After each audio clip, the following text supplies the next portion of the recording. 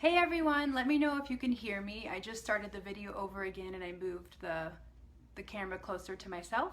So I'm Tracy Scholzinger. I'm a shamanic practitioner. I'm a family nurse practitioner. And in Thrive Thursdays, we talk about how to thrive doing energy work. So I love to talk about what's behind the work, what is going on under the surface that is contributing to how successful we are in doing the work that we really, really love to do.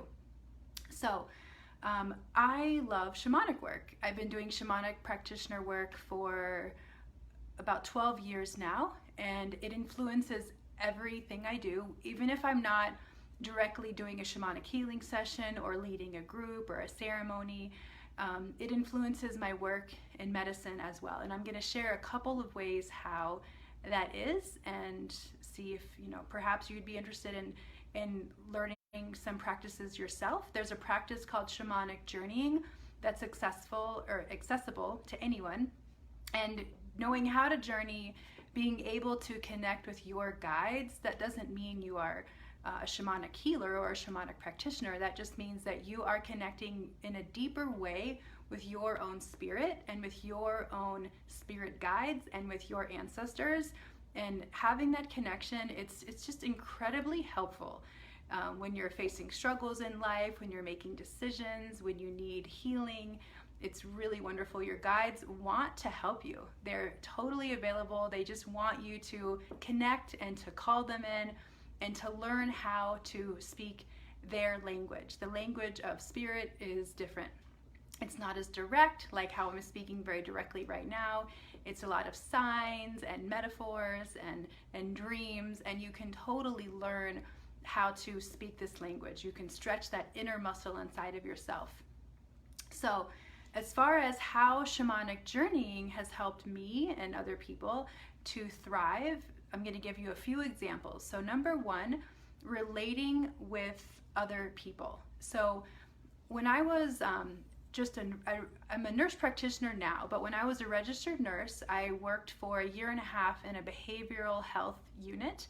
So behavioral health unit is also called a psych ward. So I had a patient one day. I got on my shift and I was told about my patient. I had several, but this one particular one really scared me. She was my exact age, and she had just an incredible tragic past, just like a nightmare basically of a life, just awful. And so when I heard about that I was going to be her nurse, I just felt so inadequate. Like, how am I going to help her? What can I do? I felt intimidated as well. So she was just arriving to the floor, and she was wearing a necklace. And on the behavioral health unit, you can't wear necklaces because there's people that are suicidal, there's people who have tried to commit suicide, and we can't have anything on anyone's body that could potentially harm them or harm another person. So I had to let her know that I needed to take that from her. And she said no. She said, my brother gave this to me. It's the only thing I have that comforts me. No one's going to take it from me. And I said, okay, well, let me go talk to my manager. And I didn't want to fight with her. I had so much compassion for her. I didn't want to be another person that she was battling. So I had to go collect myself because I felt so shaken already. And I remembered a teaching from my teacher, Sandra Ingerman and Roxanne Roberts, about how the way that we perceive somebody really, really affects their energy field. So I was basically looking at her as a victim. I was feeling sorry for her. And I realized that was not at all helpful. And so I changed that, and I recognized that, despite the tragedies that she has gone through, the extreme tragedies she's experienced in her life, beyond all of that, deeper than all of that, she has this beautiful light inside of herself. She has this inner state of perfection, this Buddha nature inside of herself. And if I could recognize that and really relate to her in that way, then it would change my experience with her. And so I made that shift inside of myself, and I instantly felt better. All of my insecurities and my fears and my feeling of not being adequate enough to help her, they all just went away in an instant.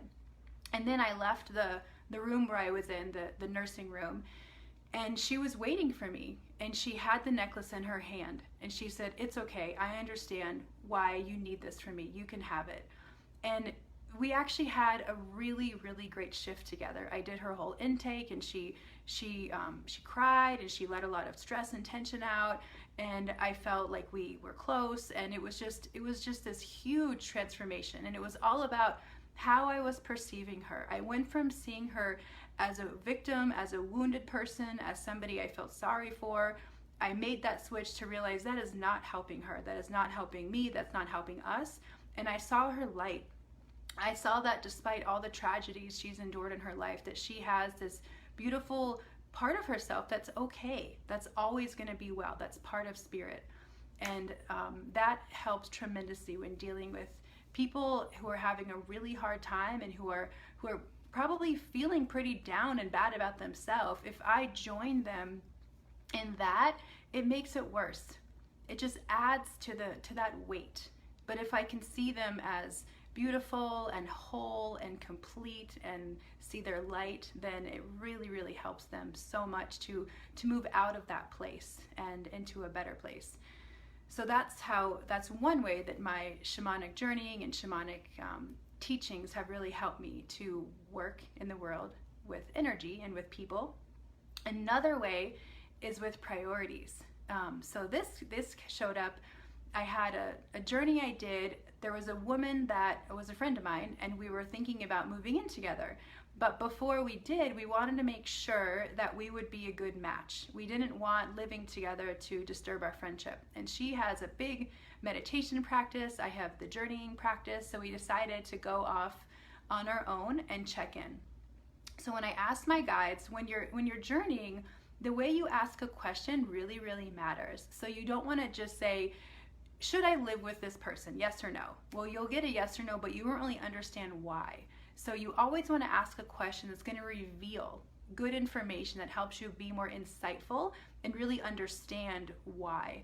So I asked my guides, what would it be like living with this person? And I saw this vision. So when you journey, some people are very visual, some people feel a lot, they're more kinesthetic. Some people actually hear things. Some people just have these downloads, like they just get this information just plopped in their system. So I'm very visual, and I also get a lot of downloads. So I saw this image right away of this big mountain, and then this airplane, like this little kind of comic airplane, like doo-doo-doo-doo-doo in the sky, and just go boom and crash into the mountain and explode. And I was like, why would it be like that? Like, I'm not explosive, she's not explosive, we're not volatile people. Why would it be like that? And my guides said that my number one priority for living together was financial. I wanted a roommate to help me pay the rent. They said, if that's your number one priority, it's not going to work with her.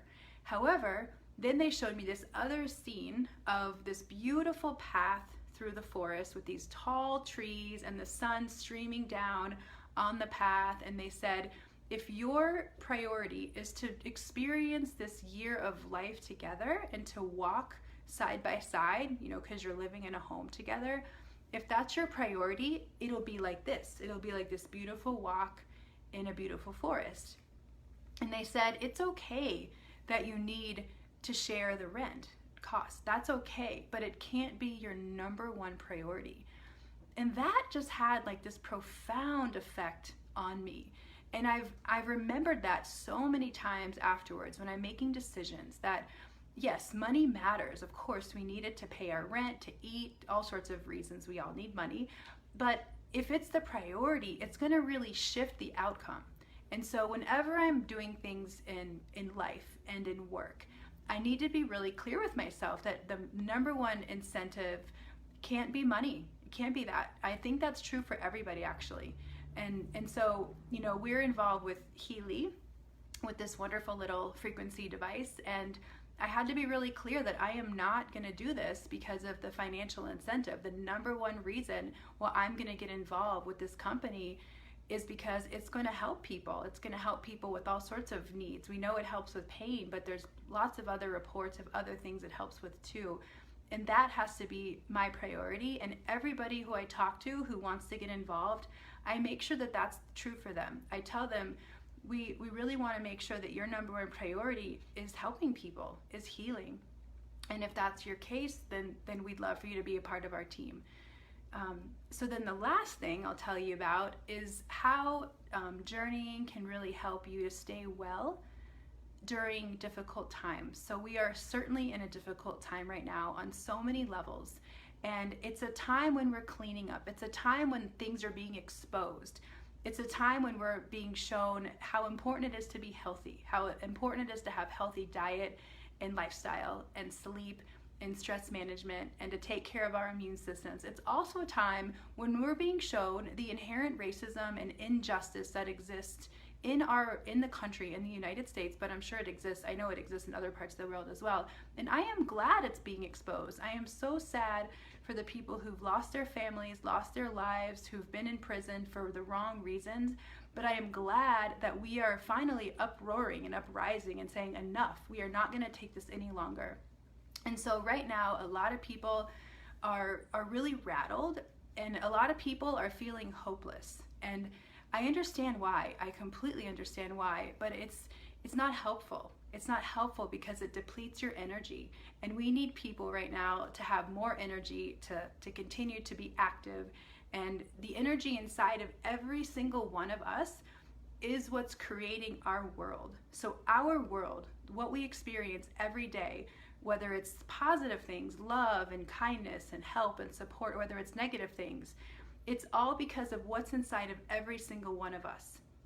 And so we want to try to keep our field, our energy field, our thoughts, our behavior, we want to try to keep it really, really high vibrational, really clean, so that the energy that we're emitting into the world is going to help to transform the world into the world that we want. And so I have found that shamanic practices, the relationship I have with my spirit guides, it is extremely helpful. For me, it's really the number one thing that helps me to be successful. And when I say successful, I mean happy, I mean healthy, I mean good relationships, I mean meaningful work, life purpose. So this next week on Thursday, there's going to be a practice gathering over Zoom. So people, wherever we are, we can be gathering together over Zoom, and I'm going to be leading us in a practice that my spirit guides just gave me for this particular time we're in. So even if you're brand new to journeying, you can do this. When you're brand new to journeying, you can treat it more like a meditation, and you can still have a really profound inner experience. And some people they even journey just from one instruction. It's often that people need to practice, but there are a few people who've came the very first time to the journeying gatherings and they've journeyed. So next Thursday on June 11th from 7 to 9 p.m. over Zoom, so this is available to people all over the world, we're going to gather and we're going to do a few journeys. The first one, and these are all journeys that my guides gave us to do. So the guides, I asked them, what can we do that's relevant, that's going to be helpful, that's going to be beneficial, useful for people in the group. So the first journey, the intention, we're going to go into that altered state of consciousness. We call going into non-ordinary reality, or going into the parallel universe, or going into dream time. Those are the names for this place where we go and we journey. We're going to go into that altered state of consciousness, also called a trance state of consciousness. And we're going to ask our guides to help us to plug back into hope. So plugging back in. So we're always plugged into something. You know, what are we plugged into right now? Are we plugged into fear? Are we plugged into hope? Are we plugged into really believing that we can make the shift that we so want to make, to live in this world of equality and love and cooperation and collaboration? So this first journey is we're going to ask our guides to help us to plug back into hope and to plug back into believing in the goodness of humanity. So the reason why that matters is because you're holding that for the world. If we have hope for the world that we can make this shift, then that's going to be feeding hope. If we think, oh, we're screwed, this is just going to keep getting worse and worse and worse, we're feeding into that. So we don't want to feed into that at all. We certainly want to address what's going on. We want to be advocates. We want to help. We want to say no, we want to say yes to certain things, but we want to also believe that we can make this change, that we can make this transformation. And then we want to see the goodness of humanity. We want to recognize that while there are people in the world that are dominated by hate, there's a lot more people in the world that are dominated by love. And so we want to recognize that yes, this world does have a lot of goodness, and that humanity does have a lot of goodness. So we're plugging back into that. So that energy is filling us up, and that's what we're emitting out into the world. So that's the first journey.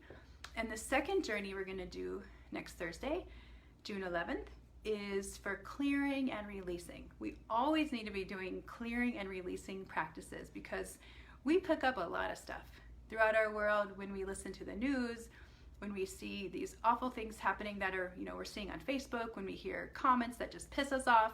We got to let that go. So it's important to clear so that we don't have all this baggage weighing us down, causing us to have anxiety and depression and insomnia and rage. I mean, a certain amount of that is useful, but we don't want it to just stay. We want it to be useful, and then we want to let it go and plug back into positive emotions so that we can be positive forces in the world. So for this second journey, we're going to ask our guides what needs to be released, what needs to be corrected, what needs to be reconciled, what needs to be repaired. And we're going to ask for support in doing that right now in the spirit space, in the journeying space. So we're going to ask for like a clearing and a healing to be in our bodies, in our spirits, in our souls, our minds. And then we're also going to ask, and what can I do on the physical plane, which we call ordinary reality? What can I do in ordinary reality to help this as well? When we do something in the spirit plane and we do it in the physical plane, there's so much more power. That's really the best way to work. We don't want to just be operating in the spirit plane or just be operating in the physical, day-to-day, ordinary reality plane. We want to do both together. So that's the second journey, is just repairing something that's out of alignment, letting it go, coming more into that correct, aligned place so that you are just more effective in the world. And then the very last journey, we always do a collective healing journey to support our world. So this is a ceremony. It's going to be more like a ritual. So it involves the elements. It involves fire, water, earth, and air. And since we can't come together and build a fire and have water, we're going to do this all through a journeying space. So we're going to first connect with all the things that we want to be transformed, transmuted, burned away. Do we want just to be gone in life? So thinking about hatred and violence and murder and racism and segregation and inequality and the big division of like the people who have plenty and the people who don't have enough. We're going to just take all of that scarcity. We're going to just take it all and put it in the fire, see it burning away. And then we're going to invite in the water to put out the fire and to help that to be soothed, to help it to be cleansed, to help it to be detoxified, help it to be cleared.